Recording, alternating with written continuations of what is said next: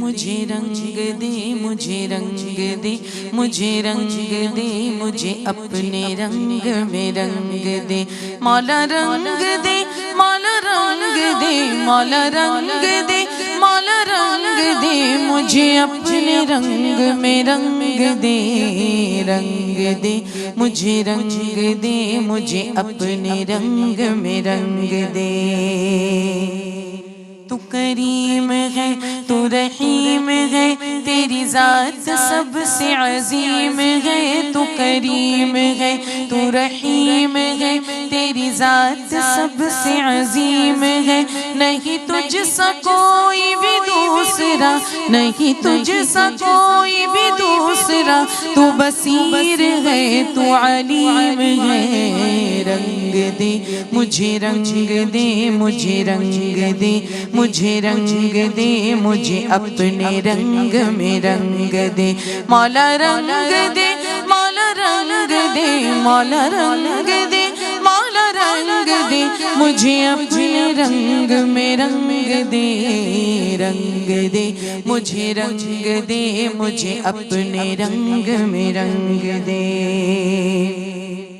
تو بعید بھی تو قریب بھی تو محب بھی ہے تو حبیب بھی تو بعید بھی تو قریب بھی تو محب بھی ہے تو حبیب بھی تو حرارت دل عاشقہ تو حرارت دل عاشقہ تو نشان عقل سلیم ہے رنگ دے مجھے رنگ دے مجھے رنگ دے مجھے رنگ دے مجھے اپنے رنگ میں رنگ دے رنگ دے مجھے رنگ دے مجھے اپنے رنگ میں رنگ دے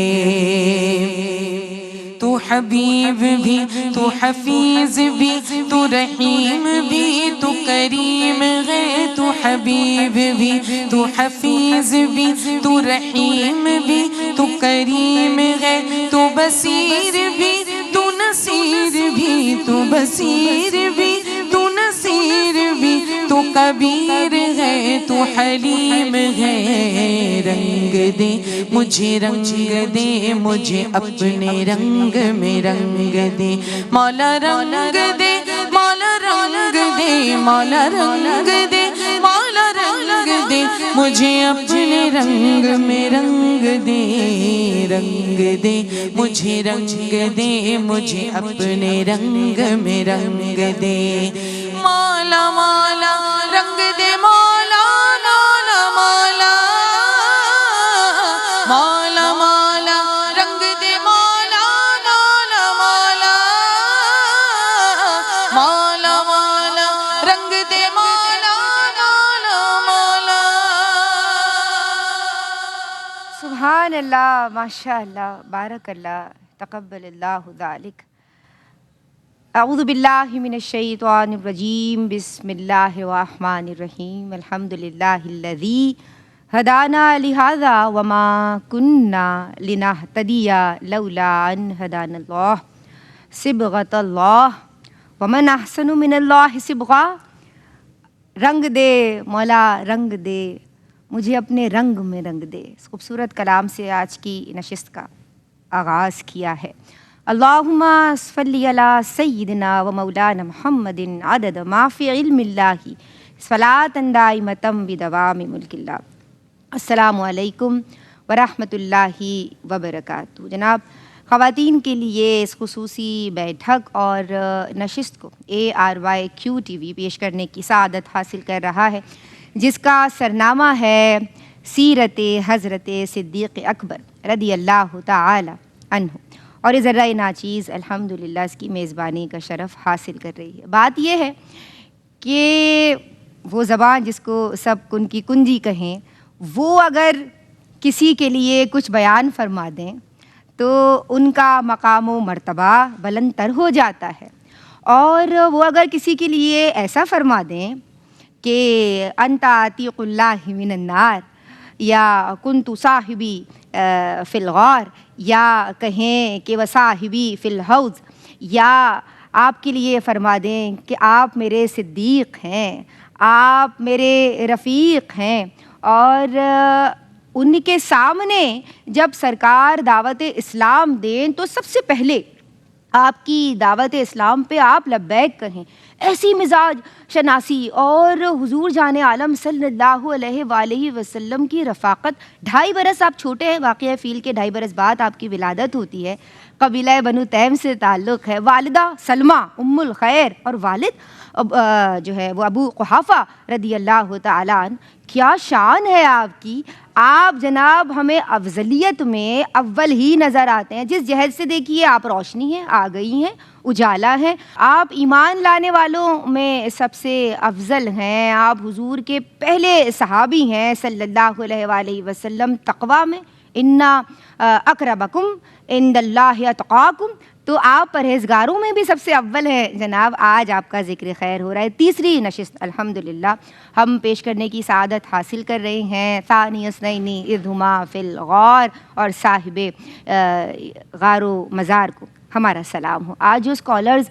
سیرت پہ، آپ کی سیرت پہ گفتگو فرمانے کے لیے آن دی سیٹ موجود ہیں، میری پہلی مہمان اسکالر ماشاء اللہ ثم ماشاء اللہ بڑی خوبی کے ساتھ گفتگو کرتی ہیں اور ہماری بڑی ہیں، ہم آپ سے سیکھتے بھی ہیں، اور ماشاء اللہ آپ عرصہ دراز سے شعبہ درس و تدریس سے وابستہ بھی ہیں۔ سلام عرض کرتے ہیں پروفیسر ڈاکٹر ناہید ابرار صاحبہ کو۔ السلام علیکم ورحمۃ اللہ وبرکاتہ۔ کیسی ہیں آپ ڈاکٹر صاحبہ؟ اللہ کا احسان ہے، اللہ آپ کو سلامت رکھے، آپ کو ویلکم کرتے ہیں۔ اور ان کے ساتھ جناب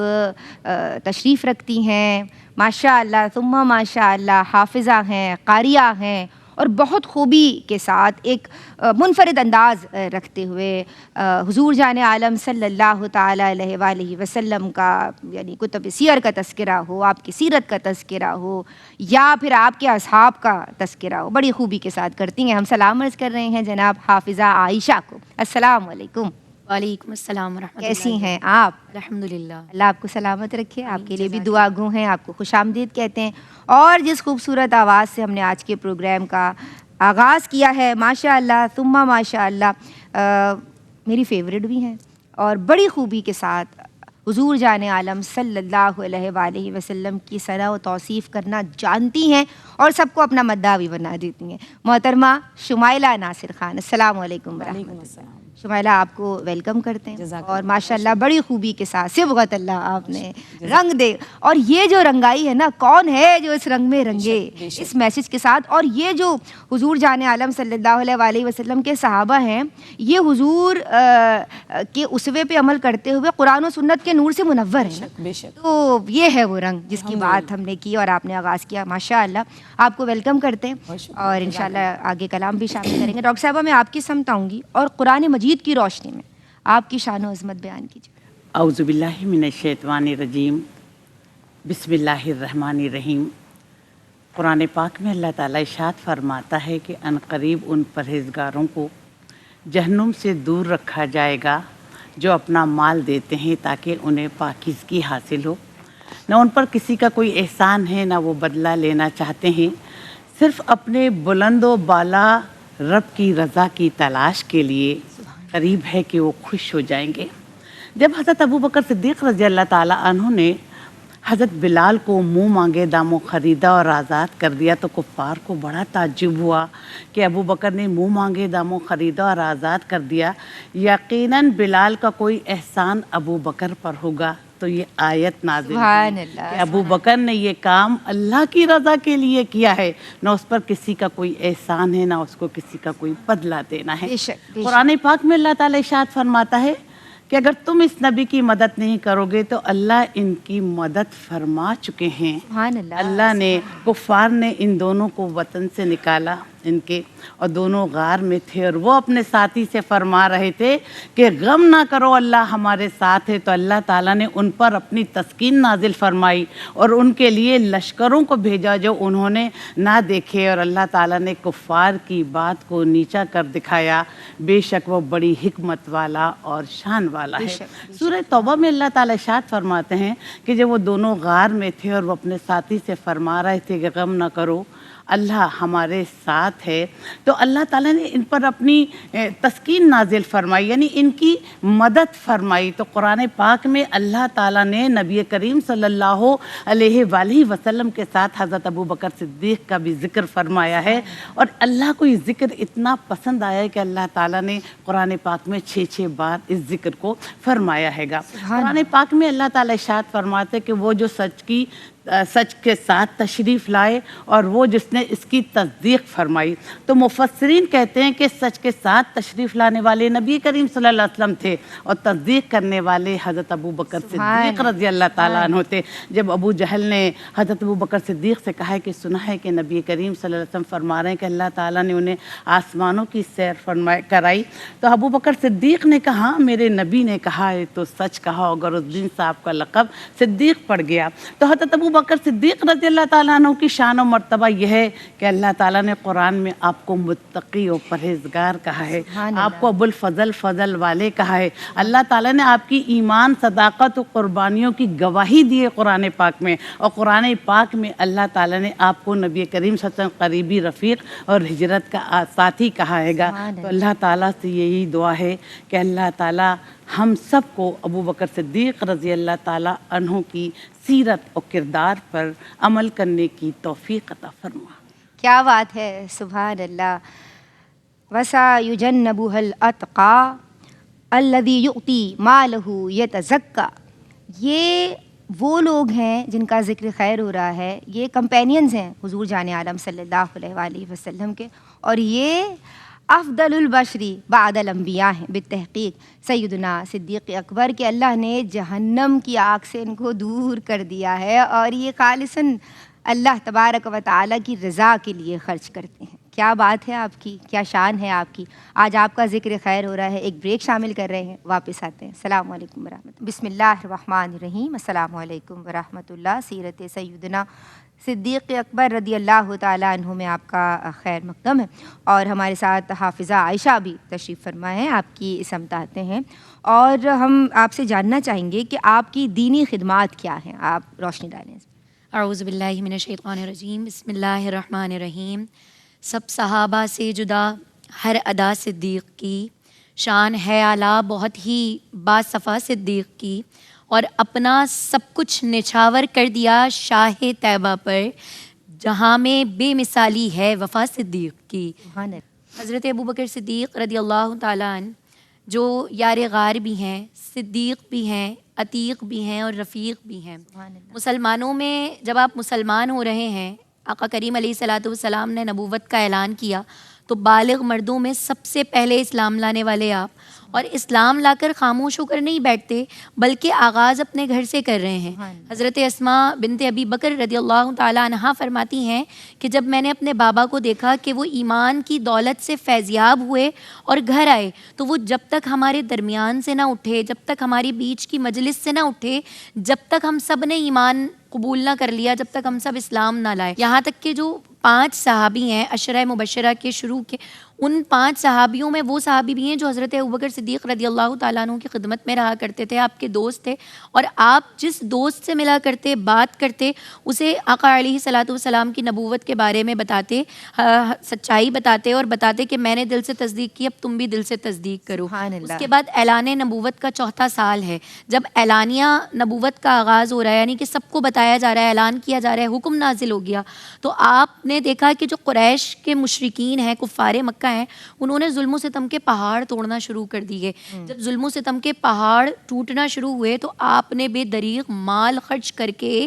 کتنے ہی غلاموں کو، کتنی ہی لونڈیوں کو آزاد کروایا اور دین کی خدمت میں اپنا حصہ ڈالا۔ اس کے بعد پھر آپ دیکھیں کہ اعلان نبوت ہو گیا ہے، اعلانیہ ہو گیا، لیکن ابھی بھی بہت زیادہ نہیں ہوا ہے، تو آپ بارہا آقا علیہ الصلوۃ والسلام کی بارگاہ میں عرض کرتے ہیں کہ ہم کب تک چھپ کر بات کریں گے، آپ اجازت دیں کہ ہم اسے کھلے عام کریں۔ آقا کریم علیہ الصلوۃ والسلام کی طرف سے جو ہے وہ اجازت مل جاتی ہے۔ اب آپ جو ہیں وہ اپنے پورے خاندان کو لے کر کعبے کے ارد گرد بیٹھ جاتے ہیں، اور سب سے پہلا دین اسلام کا سب سے پہلا خطبہ جو سب سے طویل خطبہ ہے وہ ارشاد فرماتے ہیں، جس میں اللہ کی وحدانیت کا، اللہ کے یکتا ہونے کا ذکر ہے، آقا کریم علیہ الصلوۃ والسلام کے اللہ رب العزت کے رسول ہونے کا، نبی ہونے کا ذکر ہے۔ جب یہ اعلان فرمایا جاتا ہے تو مشرکین مکہ تک خبر پہنچتی ہے، اور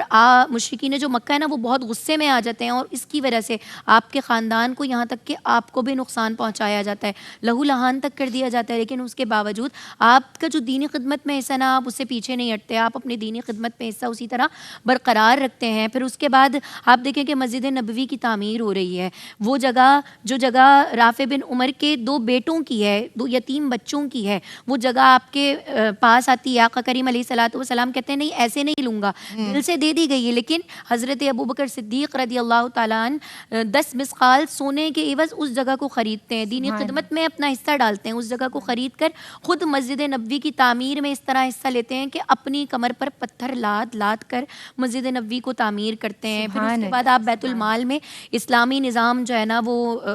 قائم کرتے ہیں، لیکن اپنے لیے ذاتی ایک درہم بھی نہیں رکھتے، یہاں تک کہ جب آپ کی وفات کا وقت قریب آتا ہے تو آپ کے جسم پر ایک بوسیدہ کپڑا ہوتا ہے، اور آپ وصیت کرتے ہیں کہ میں نے دوران خلافت جتنا بھی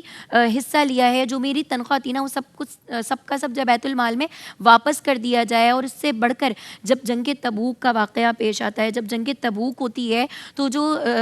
رومی جو لوگ ہوتے ہیں نا، وہ جب لشکر لے کر آ رہے ہوتے ہیں کہ ہمیں جنگ کرنی ہے، عرب کے لوگوں سے جنگ کرنی ہے، مسلمانوں سے جنگ کرنی ہے، تو آقا کریم علیہ الصلوۃ والسلام تمام عرب کے قبیلوں میں خبر پھیلا دیتے ہیں کہ جس کے پاس جتنا مال ہے نا مسلمانوں میں، وہ سب لے کر آ جائیں۔ حضرت عمر فاروق رضی اللہ تعالیٰ عنہ سوچتے ہیں کہ میں حضرت ابوبکر سے آگے نکل جاؤں گا، میں ان سے اوپر ثابت قدم ہو جاؤں گا، میں ان سے اوپر چلا جاؤں گا۔ جب مال لانے کا اعلان ہوتا ہے تو حضرت عمر فاروق اپنے گھر سے نصف مال، آدھا مال لاتے ہیں۔ آقا کریم علیہ الصلوۃ والسلام پوچھتے ہیں عمر کیا لائے ہو؟ کہتے ہیں کہ نصف لے کر آیا ہوں۔ تو آقا علیہ الصلوۃ والسلام پوچھتے ہیں عمر اپنے گھر والوں کے لیے کیا چھوڑ کر آئے ہو؟ تو حضرت عمر فرماتے ہیں کہ جتنا لے کر آیا ہوں اتنا ہی چھوڑ کر آیا ہوں، اب حضرت ابوبکر تشریف لا رہے ہیں۔ آقا کریم علیہ الصلوۃ والسلام پوچھتے ہیں کیا لائے ہو؟ حضرت ابوبکر پوچھتے ہیں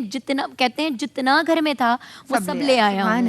آقا کریم علیہ الصلوۃ والسلام کہتے ہیں گھر میں کیا چھوڑا ہے؟ کہا کہ گھر والوں کے لیے اور میرے لیے تو صرف اللہ اور اس کا رسول ہی کافی ہے۔ سبحان اللہ، سبحان اسی وقت جبریل امی عرش سے فرش پر آتے ہیں تو وہ حضرت ابوبکر جیسا لباس زیبتن کیے ہوتے ہیں۔ آقا کریم علیہ الصلوۃ والسلام پوچھتے ہیں کہ یہ لباس ابو بکر جیسا کیوں آپ نے زیبتن کیا ہوا ہے؟ تو جبریل امی کہتے ہیں کہ آج حاملین عرش میں جتنے فرشتے ہیں سب نے ایسا ہی لباس زیبتن کیا ہے، کیونکہ اللہ کو ابو بکر کی یہ ادا اتنی پسند آئی ہے کہ اس ادا کی وجہ سے تمام فرشتوں نے ایسا ہی لباس زیبتن کر لیا ہے۔ یہ آپ کی دینی خدمات ہے۔ سبحان اللہ، یعنی یہ جبریل امی کا آنا نہیں تھا بلکہ سند قبولیت تھی، اسٹیمپ لگ رہی تھی کہ بھائی قبول ہو گئی ہے آپ کی جو خدمت ہے بارگاہ پروردگار۔ میں آپ کی سمت آؤں گی، اور ڈاکٹر صاحبہ آپ کا خوف خدا، زہد و تقوی بیان کیجیے۔ دیکھیے ڈاکٹر ندا صاحبہ، جو اللہ کا خوف رکھتا ہے تو اللہ پھر اس کے قریب ہو جاتا ہے۔ اگر ہم ابو بکر صدیق رضی اللہ تعالیٰ عنہ کی حیات مبارکہ کا مطالعہ کریں تو آپ کی زندگی کا ایک ایک لمحہ خشیت الہی میں گزرا۔ جب آپ خشوع خضوع کے ساتھ نماز پڑھنے کھڑے ہوتے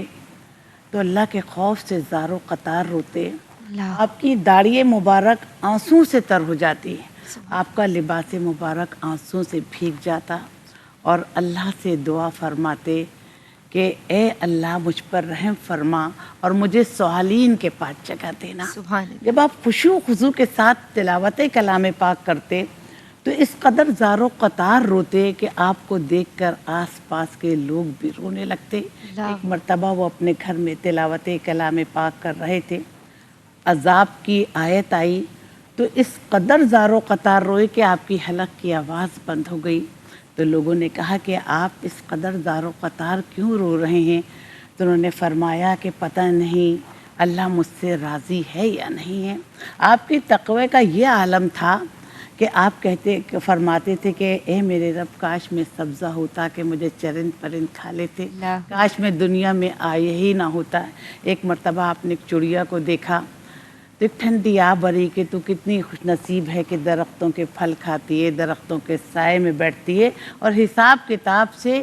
بے خبر ہے. یعنی انہیں حساب و کتاب کا اتنا خوف تھا، اللہ کے خوف سے ہر وقت روتے رہتے تھے، کپاتے رہتے تھے، ان کے چہرے کا رنگ متغیر ہو جاتا تھا اور جسم پر لرزہ طاری ہو جاتا. دیکھیں شہنشاہ کائنات کے سامنے کھڑے ہونے کا وقت آ گیا ہے. جب آپ نماز پڑھتے تو آپ کا جسم لکڑی کی طرح سیدھا ہوتا اور زبان کی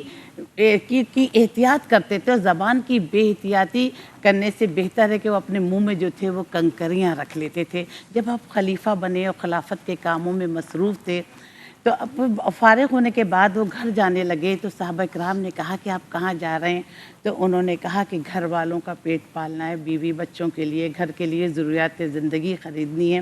تو پھر صحابہ کرام نے کہا کہ ان کے لیے کوئی وظیفہ مقرر کر دیا جائے. تو ابوبکر صدیق نے فرمایا کہ جتنا ایک مدینے کی مزدور کی اجرت ہے اتنا میرا وظیفہ مقرر کیا جائے. مرتبہ آپ کے لیے کچھ کھانے کے لیے پیش کیا گیا تو کچھ مشکوک تھا، اس میں حرام مال شامل تھا. تو آپ نے حلق میں انگلی ڈالی اور اس کو نگل دیا اور فرمایا کہ میں نہیں چاہتا کہ ابو بکر کے پیٹ میں ایک لقمہ بھی حرام کا جائے. تو آپ خلیفہ تھے، خلیفۃ المسلمین تھے، پھر بھی اللہ کے حضور اللہ کے خوف سے زار و قطار روتے تھے کہ اللہ اپنے فضل سے تو میری بخشش فرما، اے اللہ اپنے فضل سے تو میری بخشش فرما. سبحان اللہ، ماشاء اللہ، بارک اللہ. ڈاکٹر صاحبہ کا اپنا انداز، وہ پیارے پیارے واقعات کس طرح اگر آپ کو شائبہ بھی ہو رہا ہے تو آپ اگل رہے ہیں. میں آپ کی سمت آؤں گی، ایک کلام شامل کریں گے.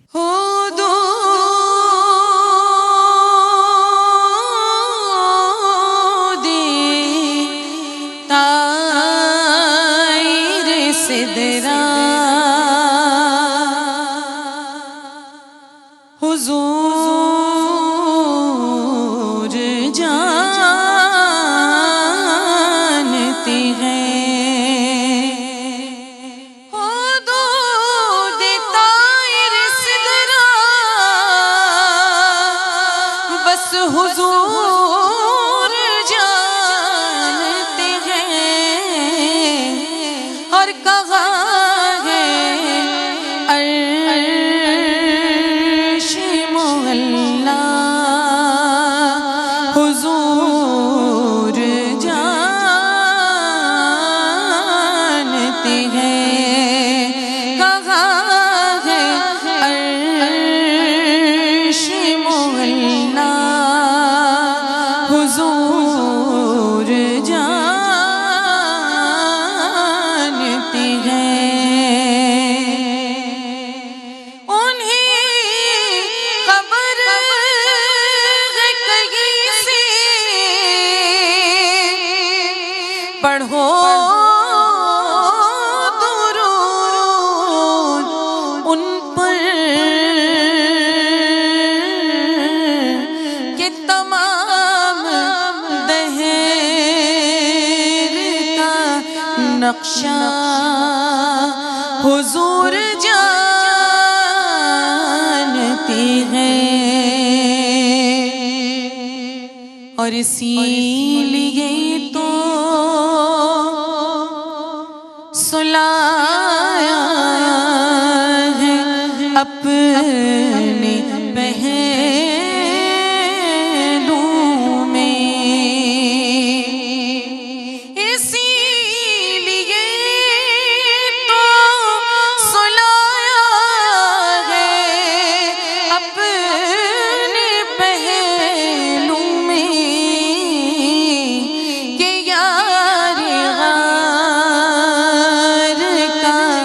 رتبہ حضور جانتے ہیں کہ یار غار کا رتبہ حضور جانتے ہیں. اور قیامت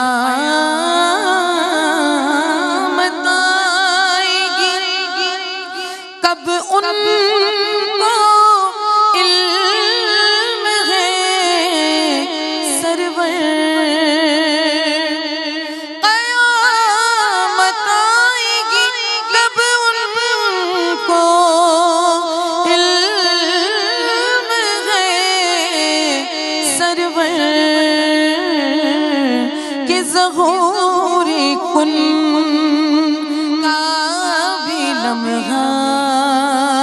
حضور جانتے ہیں، اور کہاں ہے عرش معلا، بس حضور جانتے ہیں۔ بسم اللہ الرحمن الرحیم، السلام علیکم ورحمۃ اللہ وبرکاتہ۔ سیرت حضرت سیدنا صدیق اکبر رضی اللہ تعالی عنہ میں آپ کا خیر مقدم ہے۔ یہ وہ ہستی ہیں جو براہ راست حضور جان عالم صلی اللہ تعالی علیہ وآلہ وسلم سے تربیت یافتہ ہیں، یعنی فیض جو ہے وہ حضور جان عالم صلی اللہ تعالی علیہ وآلہ وسلم کی بارگاہ سے مل رہا ہے۔ تو جب مربی کامل ہیں، اکمل ہیں اور مکمل ہیں، تو جو ان کا اسٹوڈنٹ ہوگا، جو ان کے تلامذہ ہوں گے، ماشاءاللہ وہاں بھی ہمیں بدرجہ اتم یہ کمال نظر آئے گا، اور آپ جو ہیں وہ افضلیت میں ہمیں آگے نظر آتے ہیں، آپ کا پہلا نمبر ہے۔ تو میں آپ کی سمت آؤں گی، اور حضور سے جو محبت ہمیں نظر آ رہی ہے، کیا فرمائیں گے؟ جانشین شاہ بطحہ حضرت صدیق ہیں، امتی میں سب سے اعلیٰ حضرت صدیق ہیں، اور بالیقی عثمان عمر مولا علی ہے معتبر، بالیقی عثمان عمر مولا علی ہے معتبر، مرتبے میں سب سے بالا حضرت صدیق ہیں، اور خلد کا ہر ایک دروازہ پکارے گا جنہیں، خلد کا ہر ایک دروازہ پکارے گا جنہیں میرے آقا نے بتایا حضرت صدیق ہیں، میرے آقا نے بتایا حضرت صدیق ہیں رضی اللہ تعالیٰ عنہ۔ آپ نے بات کی نبی کریم صلی اللہ علیہ وآلہ وسلم کی، حضرت ابو بکر سے محبت یا حضرت ابو بکر رضی اللہ تعالیٰ عنہ کی آقا کریم علیہ الصلاۃ والسلام سے محبت۔ حضرت ابو بکر صدیق کی محبت کی بات کرتے ہیں تو جیسے ہی اعلان نبوت ہو رہا ہے، کوئی دلیل نہیں ہے، کوئی عقل نہیں ہے، کوئی معجزہ نہیں ہے، دل کی روشنی سے ایمان لے کر آ رہے ہیں اور محبت کی دلیل دے رہے ہیں، اور بتا رہے ہیں کہ میں محبت کرتا ہوں آقا کریم علیہ الصلاۃ والسلام سے۔ یہاں اعلان ہوا، یہاں پر آپ نے حق کہہ کر کہ صدقتا یا رسول اللہ، جو آپ نے کہا سچ کہا، جو آپ کہہ رہے ہیں سچ کہہ رہے ہیں، تصدیق کی، اور اسی وجہ سے آپ کو صدیق کا لقب عطا کر دیا گیا۔ ایک موقع پر ایک مشرک نے آقا کریم علیہ الصلاۃ والسلام کو ایذا پہنچائی، حضرت ابو بکر رضی اللہ تعالیٰ عنہ کو جب پتہ لگا، آپ آئے اور آپ نے اس مشرک سے سوال کیا، کیا تو انہیں اذیت پہنچاتا ہے جو کہتے ہیں کہ رب جو ہے وحدہ یکتا ہے، جو وحدہ لا شریک ہے، یکتا بے مثال ہے، جو یہ بات کر رہے ہیں تو انہیں ایذا پہنچا رہا ہے۔ یہ بات سن کر اس مشرک نے حضرت ابوبکر صدیق رضی اللہ تعالیٰ عنہ کو بھی مارا اور ایذا پہنچائی۔ اس کے باوجود آپ کے لبوں سے صرف محبت رسول میں ایک ہی جملہ نکلتا ہے کہ میرے نبی تو ٹھیک ہے نا، میرے محبوب تو ٹھیک ہے نا، انہیں تو کچھ نہیں ہوا، وہ ٹھیک ہیں، سفر ہجرت پر جا رہے ہیں۔ تو آپ محبت کا عالم دیکھیں۔ بخاری شریف کی حدیث مبارکہ ہے، حضرت عائشہ صدیقہ رضی اللہ تعالیٰ عنہ فرماتی ہیں کہ میں نے خوشی میں کسی کو روتے ہوئے نہیں دیکھا، اور خوشی کیا تھی کہ جب آقا کریم علیہ الصلاۃ والسلام نے ہجرت کا ارادہ کیا تو حضرت ابو بکر صدیق رضی اللہ تعالیٰ عنہ گئے اور جا کر کہا یا رسول اللہ آپ ہجرت کو جا رہے ہیں، میں بھی ساتھ چلوں؟ آقا کریم علیہ الصلاۃ والسلام نے فرمایا ساتھ چلو ابو بکر۔ جیسے ہی یہ بات آپ نے سنی تو آپ کی آنکھوں سے آنسو نکل پڑے اور آپ رونے لگے۔ تو حضرت عائشہ کہتی ہیں کہ میں نے اپنے والد کو دیکھا کہ وہ خوشی میں رو رہے تھے۔ غار ثور کا واقعہ دیکھیں کہ غار یار ہے نا، ساتھ جا رہے ہیں، ساتھ موجود ہیں، سانپ کے ڈسنے کا خدشہ ہے، ایڑی لگا دی، سانپ نے ڈس بھی لیا، سانپ تھا، کیڑا تھا، کاٹ بھی لیا ہے، لیکن زبان سے اف نہیں نکلی کہ کہیں ایسا نہ ہو کہ عشق میں خلل آ جائے اور محبوب کی نیند خراب ہو جائے، محبوب اٹھ نہ جائے۔ یہ محبت کی انتہا ہے۔ آپ کا جب آقا کریم علیہ الصلوۃ والسلام کا وصال ہوا تو حضرت ابو بکر کے صدمے کا عالم انتہا پر تھا، لیکن اس کے باوجود آپ امت کو سنبھال رہے ہیں، امت کو دلاسا دے رہے ہیں۔ اور جب آپ کا وصال ہوا آقا کریم علیہ الصلوۃ والسلام کا تو چہرہ انور کو آپ بوسہ دیتے ہیں اور کہتے ہیں کہ میرے ماں باپ آپ پر قربان، آپ وفات ہو گئے، وفات پا گئے، آپ کی وفات ہو گئی، لیکن آپ کتنے پاکیزہ ہیں۔ پھر دوسری جانب آپ دیکھیں آقا کریم علیہ الصلاۃ والسلام محبت کر رہے ہیں، کیسی محبت کر رہے ہیں کہ بخاری شریف کی حدیث مبارکہ ہے، خود فرماتے ہیں آقا کریم علیہ الصلاۃ والسلام، اگر دنیا میں کسی کو اپنا دوست خلیل بناتا، اپنا دوست بناتا، وہ ابو بکر کو بناتا، لیکن سبحان اسلام میں بھائی چارہ کافی ہے، یعنی کہ دوست بنانے تک کی بات کی جا رہی ہے۔ مسجد کو بند کرنے کا حکم دے دیا، سارے دروازے بند کرنے کا حکم دے دیا، بخاری شریف کی حدیث ہے، البدایہ والنہایہ میں موجود ہے کہ مسجد کے سارے دروازے بند کرنے کا حکم دے دیا، لیکن پھر فرمایا سوائے ابو بکر کے لیے ایک دروازہ کھلا چھوڑ دینا، یعنی ابو بکر آئیں گے تو ان کے لیے ایک دروازہ جو ہے نا وہ کھلا رہنا چاہیے۔ نماز پڑھانے کا حکم دیا جا رہا ہے، آقا کریم علیہ الصلاۃ والسلام کی بیماری کے آخری دن ہے، آخری بیماری ہے، تو آپ کہتے ہیں ابو بکر کو حکم دو کہ وہ جائے اور جا کر جو ہے نا وہ نماز پڑھا کر آ جائے۔ جب آپ غار ثور میں ہیں تو اس وقت محبت مصطفیٰ، یعنی کہ اللہ جانتا ہے کہ میرے محبوب ابو بکر سے کیسی محبت کر رہے ہیں کہ اذ یقول لا تحزن ان اللہ معنا، اذ یقول لصاحبہ لا تحزن ان اللہ معنا، یعنی کہ صاحب کہہ کر آپ کی عظمت کو خود رب بلند کر رہا ہے، کیونکہ وہ جانتا ہے کہ نبی ابو بکر سے کیسی محبت کرتے ہیں، کس طرح کا عشق کرتے ہیں، اور آقا کریم علیہ الصلاۃ والسلام ایسی محبت کرتے ہیں ابو بکر رضی اللہ تعالیٰ عنہ سے کہ آپ کو باقاعدہ یہ کہا جاتا ہے کہ ابو بکر تم میرے لیے نا وہ ہو کہ میں تم پر سب سے زیادہ بھروسہ کرتا ہوں، ماشاء اللہ، سب سے زیادہ اطمینان رکھتا ہوں۔ کیا بات ہے، سبحان اللہ، ماشاء اللہ، بارک اللہ۔ یہ تو محبت کا احوال ہے۔ خدمت خلق خدا میں بھی آپ ہمیں پیش نظر آتے ہیں، تو اس پہ آپ کلام کیجیے۔ تم میں سب سے بہتر شخص وہ ہے جو مخلوق خدا کو نفع پہنچائے۔ شیخ سعدی رحمۃ اللہ علیہ فرماتے ہیں کہ اللہ تک پہنچنے کے بہت سے راستے ہیں، مگر میں نے اللہ تک پہنچنے کے لیے اللہ کا پسندیدہ راستہ مخلوق خدا کی خدمت کو چنا۔ سبحان اللہ۔ تو حضرت ابو بکر صدیق رضی اللہ تعالیٰ عنہ نے اپنی ساری زندگی خلق خدا کی خدمت میں گزاری۔ ڈاکٹر صاحب، مدینہ منورہ میں ایک عورت رہتی تھی جو آنکھوں سے نابینا تھی اور اس کا دنیا میں کوئی وارث نہیں تھا۔ تو لوگوں نے بتایا کہ رات کی تاریکی میں ایک شخص آتا ہے، اس کے گھر کی جھاڑو لگاتا ہے، برتن دھوتا ہے، کھانا بناتا ہے اور اسے اپنے ہاتھ سے کھلا کر جاتا ہے۔ تو حضرت عمر فاروق رضی اللہ تعالیٰ عنہ جب انہیں پتہ چلا تو انہیں بڑا تعجب ہوا کہ سنا ہے کہ اس عورت کا تو کوئی دنیا میں وارث نہیں ہے، آنکھوں سے بھی نابینا ہے، پھر بھی تنہائی میں کون ایک شخص آتا ہے جو کھانا کھلاتا ہے، گھر کے سارے کام کر کے چلا جاتا ہے۔ تو وہ ایک دن دروازے کی آڑ میں کھڑے ہو گئے اور ایک شخص آیا اور اندر چلا گیا۔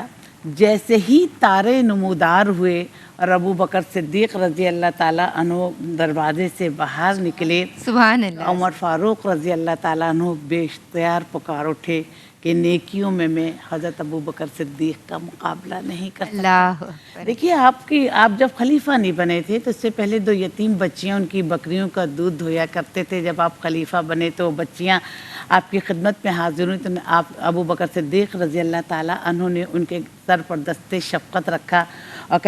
بچیاں کہنے لگی اب ہماری بکریوں کا دودھ کون دھوئے گا؟ تو انہوں نے کہا جس طرح میں پہلے دھویا کرتا تھا ایسے ہی ابھی بھی اس کے اللہ دھوئے گا۔ پھر اسی طرح آپ یہ دیکھیں کہ حضرت بلال کا آقا بہت سخت تھا،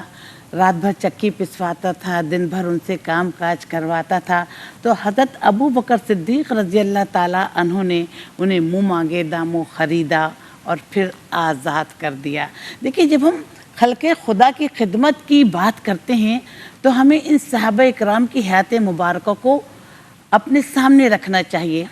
خلق خدا کی خدمت پہ جو لوگ کرتے ہیں تو ان کو بھی اللہ تعالیٰ منتخب کر لیتا ہے، اور انہیں اس بات پر فخر ہونا چاہیے کہ اللہ تعالیٰ نے مجھے کسی کی خدمت کرنے کا موقع دیا کہ یہی ہے عبادت، یہی دین و ایمان کے کام آئے دنیا میں انسان کے انسان۔ سبحان اللہ، سبحان اللہ۔ آپا، میں شکریہ ادا کرنا چاہتی ہوں آپ کا، میں شکر گزار ہوں حافظہ قاریہ عائشہ آپ کی، اور میں شکریہ ادا کرنا چاہتی ہوں ہماری بہت پیاری ہر دل عزیز ثنا خواہ محترمہ شمائلہ ناصر خان آپ کی، اور آخر میں آپ ہی کی آواز میں کلام شامل کریں گے۔ جناب، آج بھی ہم نے بہت سارے پہلوؤں پہ حضور جان عالم صلی اللہ علیہ وآلہ وسلم کے رفیق اعظم وزیر اعظم سیدنا صدیق اکبر رضی اللہ تعالیٰ عنہ کی حیات مبارکہ کے تعلق سے کلام کیا، بہت سارے گوشوں پہ روشنی ڈالی ہے۔ بات یہ ہے کہ اللہ تبارک و تعالیٰ کو وہ لوگ بہت پیارے ہیں کہ جو کیونکہ وہ الخلق کلہم عیال اللہ، مخلوق جو ہے وہ اللہ کا کنبہ ہے، اور سب کو جو سب کے ساتھ اچھے روابط رکھتا ہے، جو سب کے کام آئے، پیش رہے، اللہ کو بڑے پیارے ہوتے ہیں وہ لوگ. خیر الناس انفعہم للناس. تو اچھے ہو جائیے سب کے ساتھ نا، بلا تخصیص. یہ نہ دیکھیے کہ یہ آپ کے لیے زیادہ فائدہ مند ہے تو اس کے ساتھ ہمیں زیادہ اچھا ہونا ہے. اللہ والوں کا پیغام یہی ہے، اور یہ قرآن و سنت کے نور سے منور ہے. السلام علیکم ورحمۃ اللہ. تو جب ہے قرآن مبین میں تذکرہ صدیق کا، جب ہے قرآن مبین میں تذکرہ صدیق کا، تو ذکر ہوتا ہی رہے گا اب صدا صدیق کا، ذکر ہوتا ہی رہے گا اب صدا صدیق کا. اور حق تعالی سے ملاتی ہے نبی کی پیروی، حق تعالی سے ملاتی ہے نبی کی پیروی، اور لے کے جاتا ہے نبی تک نقش پا صدیق کا، لے کے جاتا ہے نبی تک نقش پا صدیق کا، کہ عرش والوں نے بھی کی تقلید ان کی ایک دن، عرش والوں نے بھی کی تقلید ان کی ایک دن، کہ قدسیوں نے بھی پہنا بوریا صدیق کا، قدسیوں نے بھی ہے پہنا بوریا صدیق کا، کہ دی کی خاطر مال دینے میں کہا فاروق نے، دی کی خاطر مال دینے میں کہا فاروق نے، کہ کوئی ہو سکتا نہیں ہم مرتبہ صدیق کا، کوئی ہو سکتا نہیں ہم مرتبہ صدیق کا. تو ہم پہ لازم ہے کہ سرور شکر کے سجدے کریں، ہم پہ لازم ہے کہ سرور شکر کے سجدے کریں، کہ ہم کو قسمت سے ملا ہے سلسلہ صدیق کا ہم کو قسمت سے ملا ہے، سلسلہ صدیق کا۔ تو جب قرآن مبین میں تذکرہ صدیق کا تو ذکر ہوتا ہی رہے گا، اب صدا صدیق کا